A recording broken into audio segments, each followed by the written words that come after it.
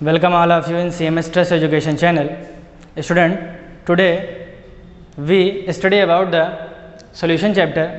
In this chapter, our topic is आदर्श विलयन, ideal solution. आज का जो हमारा टॉपिक है वो क्या है? आदर्श विलयन है. अब ये आदर्श विलयन कहते किसे हैं? विलयन के बारे में तो आप लोग पढ़ ही चुके हैं कि दो या दो से अधिक पदार्थों के समांगी मिश्रण को विलयन कहते हैं. लेकिन अब आदर्श विलयन किसे कहते हैं? तो ऐसे विलयन जो सभी परिस्थितियों में राउल्ट के नियम का पालन करते हैं आदर्श विलयन कहलाते हैं. और राउल्ट का नियम हमने आपको कल ही क्या किया है? स्पष्ट किया है. तो अगर किसी को प्रॉब्लम होगा कि राउल्ट का नियम किसे कहते हैं तो वो कल का वीडियो जाके पार्ट 6 देख लेगा.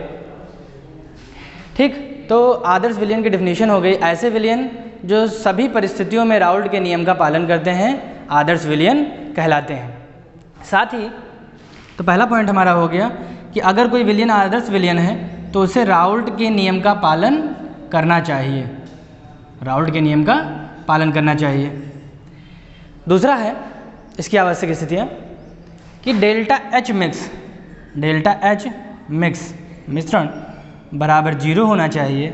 और तीसरा इसका जो आवश्यक स्थिति है वो है delta V mix is equal to 0. अब डेल्टा एच क्या है और डेल्टा वी क्या है? तो फर्स्ट ईयर में एक चैप्टर था उष्मागत की और उसमें पढ़ाया गया था कि डेल्टा एच जो है वो एंथैल्पी है और डेल्टा वी क्या है? आयतन में अंतर है. अच्छा, एंथैल्पी कैसे निकालेंगे?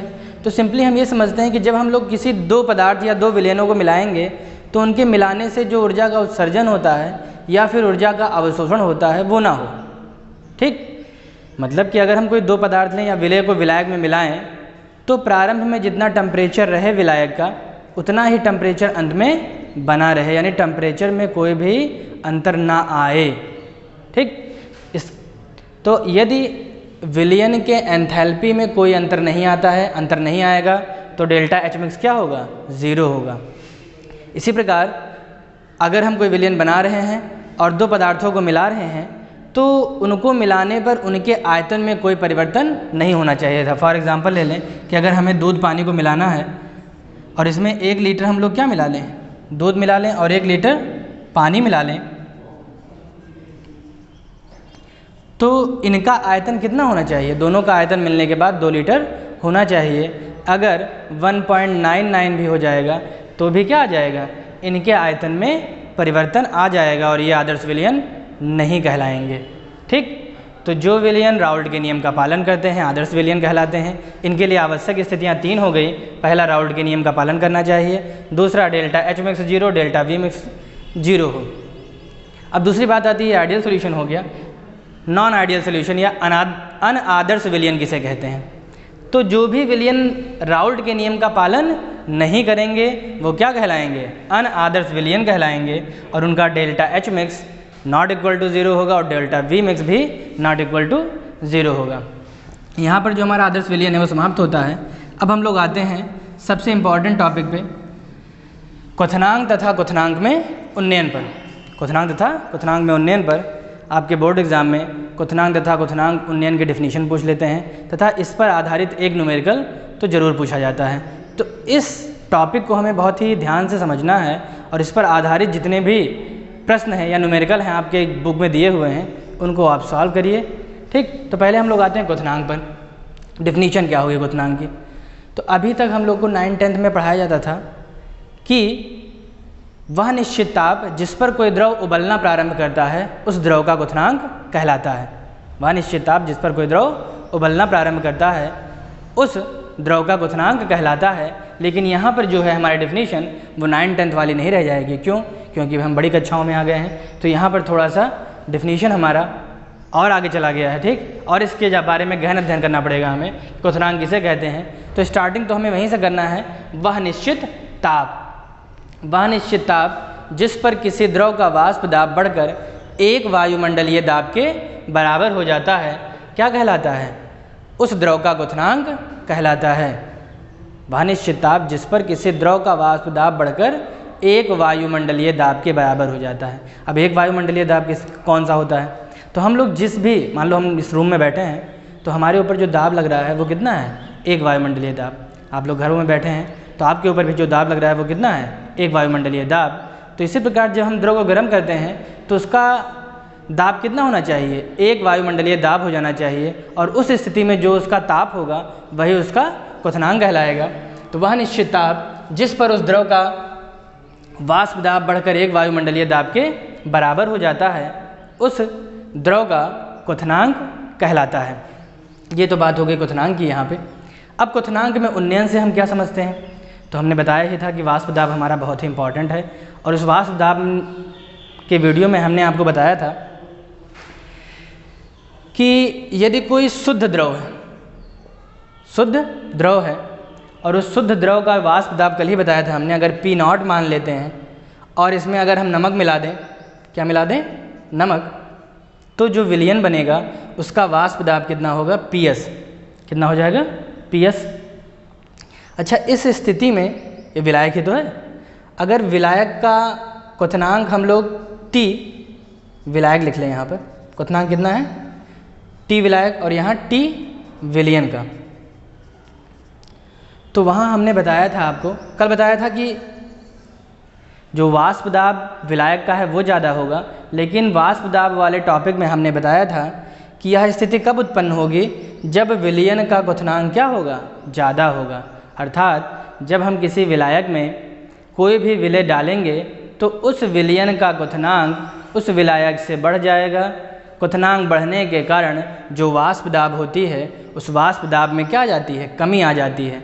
तो इस तरह हम समझ सकते हैं कि विलयन का जो क्वथनांक होगा वह अधिक होगा, विलयन का क्वथनांक अधिक है और विलयन का वाष्प दाब कम है। दोनों क्या हैं, एक दूसरे के व्युत्क्रमानुपाती हैं। अगर क्वथनांक बढ़ रहा है तो वाष्प दाब घटेगा, वाष्प दाब बढ़ रहा है तो क्वथनांक घटेगा।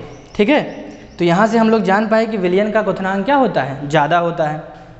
विलयन का क्वथनांक ज़्यादा है तो क्वथनांक में उन्नयन हम लोग इसकी डिफिनीशन लिख सकते हैं कि किसी भी विलायक में कोई अवाष्पशील विलय मिलाने पर, किसी भी विलायक में कोई अवाष्पशील विलय मिलाने पर विलयन के क्वथनांक तथा विलायक के क्वथनांक के अंतर को उस विलयन के क्वथनांक में, उस विलयन के क्वथनांक का उन्नयन कहेंगे।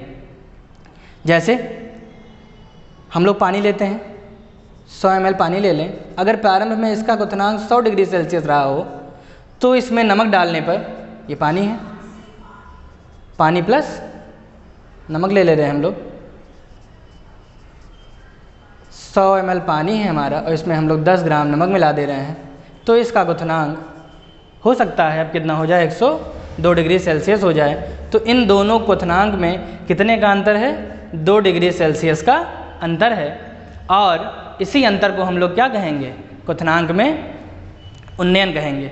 इसी अंतर को क्या कहेंगे, क्वथनांक में उन्नयन कहेंगे। ये हमारे विलायक का हो गया क्वथनांक, ये हमारे विलयन का, और साफ साफ दिख रहा है कि विलयन का क्वथनांक क्या है, अधिक है, तो विलयन के क्वथनांक में से विलायक के क्वथनांक को घटा देंगे। ठीक, तो क्वथनांक उन्नयन किसे कहें हम लोग, विलयन के क्वथनांक तथा विलायक के क्वथनांक के अंतर को क्वथनांक में उन्नयन कहेंगे। अब अगर हम तनु विलयनों के लिए बात करें, तनु विलयनों के लिए बात करें कि क्वथनांक में उन्नयन किसे कहते हैं, तो यहाँ पर डिफिनीशन लिखी है कि किसी विलयन के क्वथनांक में उन्नयन उस विलयन के मोललता के समानुपाती होती है। अब क्वथनांक में उन्नयन की बात कर रहे हैं तो अगर हम इसे टी विलयन लिख रहे हैं, इसे टी विलायक लिख रहे हैं, तो इसे हम लोग लिख सकते हैं डेल्टा टी। और उन्नयन की बात कर रहे हैं क्वथनांक की, तो elevation in boiling point, boiling का बी ले लेते हैं, तो डेल्टा टी बी से इसको क्या करते हैं, रिप्रेजेंट करते हैं। अब यहाँ डिफिनीशन हमारी हो गई कि विलयन के क्वथनांक में जो उन्नयन है वह उसके मोललता के समानुपाती होती है। तो जो डेल्टा टी बी है वो समानुपाती हो जाएगा मोललता के, और मोललता हमने आपको सांद्रता वाले टॉपिक में बताया था। समानुपाती का चिन्ह हटाने के लिए एक नियतांक आएगा के बी, इसे कहते हैं मोलल उन्नयन स्थिरांक। तो के बी इंटू मोललता, वहाँ मोललता की डिफिनीशन हमने आपको बताई थी। ठीक, तो उस डिफिनीशन के अनुसार अगर हम लोग यहाँ रखें मोललता की वैल्यू, तो n अपान कैपिटल W हो जाएगा, जहाँ W किस में है, किलोग्राम में है। n की भी वैल्यू अगर हम लोग पुट करें तो n बराबर हो जाएगा, n की वैल्यू W अपान m डैश, विलय का भार ग्राम में, विलय का भार ग्राम में बटे विलेय का अणुभार m डैश गुणे विलायक किलोग्राम में। ठीक, तो हमारा फार्मूला बन गया Kb। क्वथनांक में उन्नयन बराबर मोलल उन्नयन स्थिरांक गुणे विलेय का ग्राम में भार बटे m डैश यानी अणुभार और गुणे विलायक का भार किलोग्राम में। अगर हम इसे ग्राम में रखते हैं तो यहाँ हो जाएगा फार्मूला हमारा डेल्टा Tb बराबर Kb गुणे W अपान m डैश इंटू W। अगर ये ग्राम में है तो यहाँ गुणे 1000, क्या करेंगे 1000 से गुणा कर देंगे हम लोग। ठीक, अब हमारा यहाँ पर जो है मोलल उन्नयन स्थिरांक के लिए सूत्र का प्रतिपादन हो चुका है। जो सूत्र है Kb इंटू डब्लू अपान m dash into capital W गुणे 1000, जहाँ पर W विलेय का भार, m डैश विलेय का अणुभार, कैपिटल W विलायक का भार, वो भी ग्राम में। ठीक, अच्छा, अब बहुत सारे एग्ज़ाम में ये जो मोलल उन्नयन स्थिरांक है इसकी भी परिभाषा पूछ ली जाती है। तो इसकी परिभाषा हम लोग कैसे निकालें? तो अगर इसे समीकरण 1 मान लें तो समीकरण 1 से हम लोग देख सकते हैं, अगर n की वैल्यू 1 मोल रख दी जाए, n बराबर 1 मोल, और W बराबर भी कितना रख दें 1 किलोग्राम। ठीक, 1 मोल विलेय हो गया और 1 किलोग्राम विलायक हो गया, 1 मोल विलेय और 1 किलोग्राम विलायक। तो 1 किलोग्राम विलायक में 1 मोल विलेय मिलाने पर उसके क्वथनांक में जो उन्नयन होगा, अब यहाँ से फार्मूला निकल जाएगा हमारा डेल्टा Tb बराबर, ये दोनों 1 हो गया तो डेल्टा Tb बराबर बचा Kb, यानी मोलल उन्नयन स्थिरांक। ये क्या है? मोलल उन्नयन स्थिरांक, मोलल उन्नयन स्थिरांक। ठीक, तो 1 किलोग्राम विलायक में 1 मोल विलेय मिलाने पर उसके क्वथनांक में जो उन्नयन होता है वही मोलल उन्नयन स्थिरांक के बराबर होता है। ठीक, तो यहाँ से हम लोग मोलल उन्नयन स्थिरांक की भी डेफिनेशन जान गए, इसे आप लोग लिख लीजिएगा अगर। अब हमारा जो टॉपिक था आज का क्वथनांक तथा क्वथनांक में उन्नयन, वो समाप्त होता है। इस पे आधारित जो प्रश्न है न्यूमेरिकल है वो आप लोग सॉल्व करिएगा, और यदि किसी प्रश्न में कोई समस्या होगी तो आप लोग कमेंट बॉक्स में उसे लिखिएगा। Thank you.